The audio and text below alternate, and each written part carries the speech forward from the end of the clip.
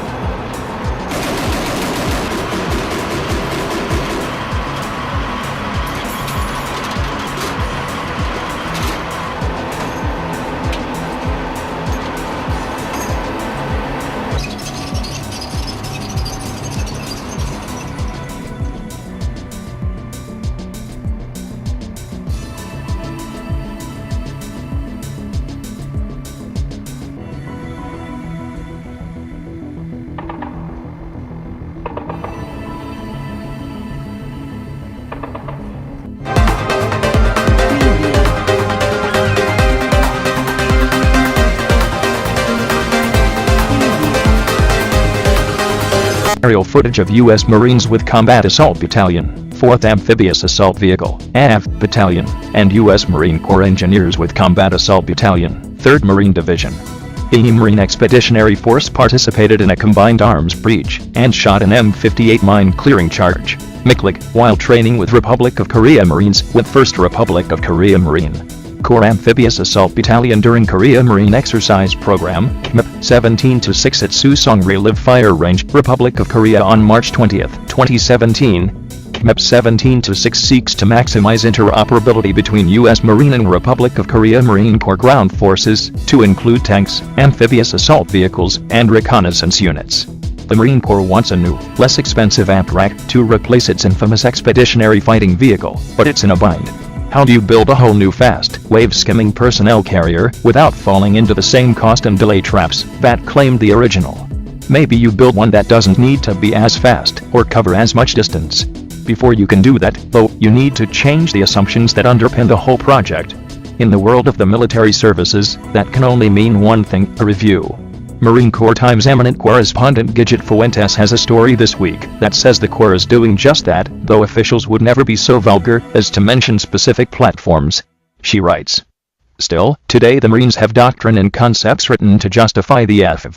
Back in the day, naval and marine planners assumed that a Navy expeditionary armada would need to stand well away from a hostile beach, completely out of sight, in fact to keep the ships, crews and devil dogs all safe from today's cheap guided missiles. That meant if you wanted the Marines to reach out and touch anybody on the shore, they needed fast, high-end equipment, including their beloved MV-22 Osprey, and the AFV. F-35B Lightning Eyes would provide your local air support, and everything would have to fit aboard Navy amphibious warships. The Marines have been saying for years that they get the big picture here. The United States will probably not have to invade Tarawa or Incheon again. Tomorrow's potential amphibious scenarios won't look like that. But the Marines do argue the U.S. must keep some ability to knock on a bad guy's door from the sea, though they don't like to be pinned down about exactly how many amphibs, troops or other equipment that requires. The Marine Corps also argues that the blue-green team works great in non-hostile scenarios as well. They cite the U.S. response to the earthquakes in Haiti, Pakistan, and Japan, among others, in which American sailors and Marines were among the first to deliver international assistance. Now the trick for the Marines will be writing up an amphibious doctrine that fits their new AMTRAC and fast defending all this stuff against the Army and Air Force, as well as think tank skeptics. is going to be a big job in the coming crunch years.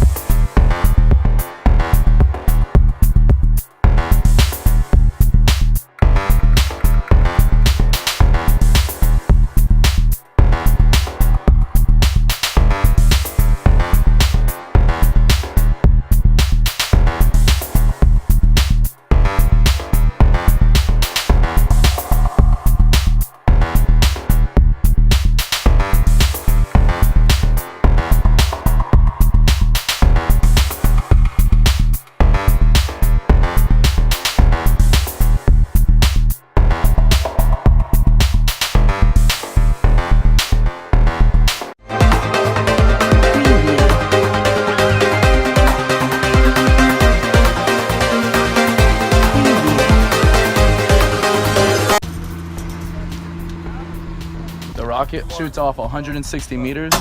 60 meters is the cable on the rope itself, and the next 100 meters is 1,750 pounds of C4.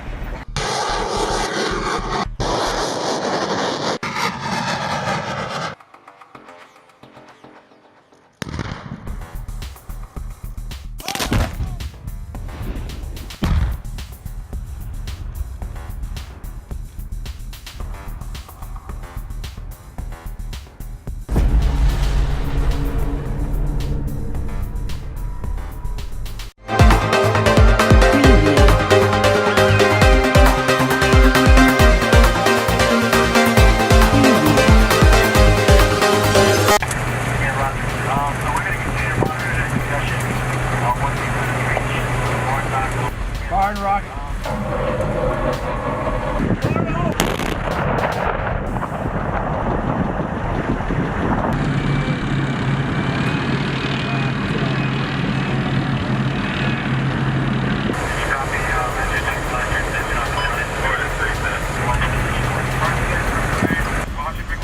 Firing rocket.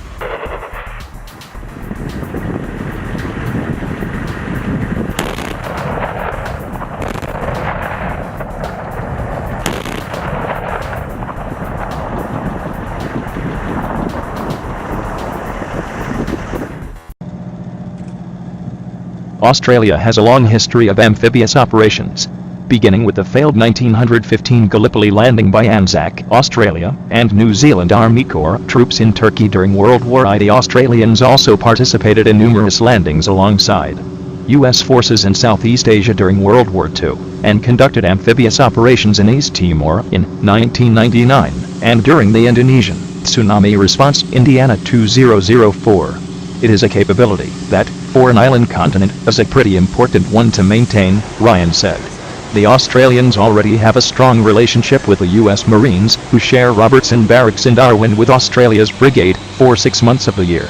This year, about 1,200 U.S. Marines will be based in Darwin, and that's set to rise to a 2,500-strong air-ground task force by 2015.